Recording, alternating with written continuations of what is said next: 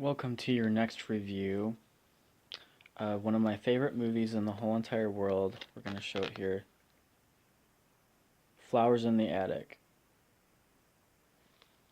Now, Kristy Swanson is actually in this movie, and she's fairly young, but I think this is one of her better roles.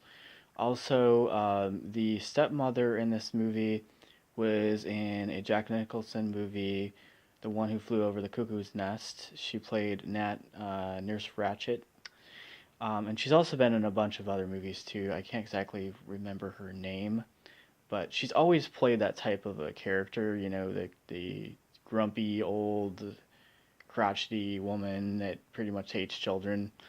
Um, what I like about the original one is it's a little bit more to the book series. The modern one that just came out recently, I have to be honest, I've seen it and it's not as good at all, honestly, compared to the original. The original follows this story of basically, a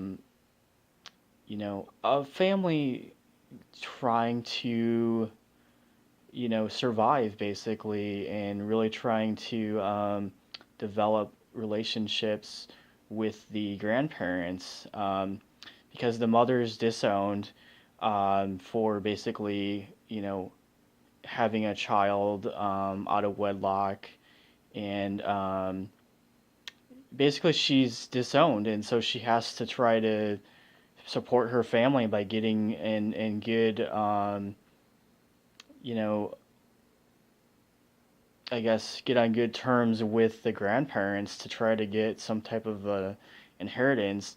But at the same time, the grandmother is just horrible. I mean, punishing the children, punishing the mother.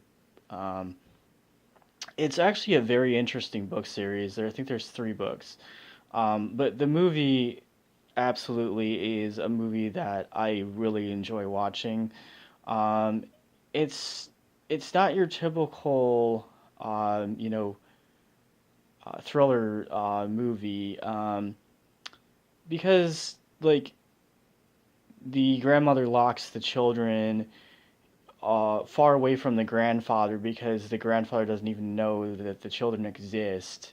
So towards his end of life, the grandmother basically says, "Okay, you can stay in the attic." So they make the attic basically their home, and so the children have to grow up that way basically, and the grandmother just does horrible things like poisons the food, and forces the children basically to have one meal a month and stuff like that. And the grandmother is just a total bitch in this movie, let's be honest, and she's that way also throughout the book series.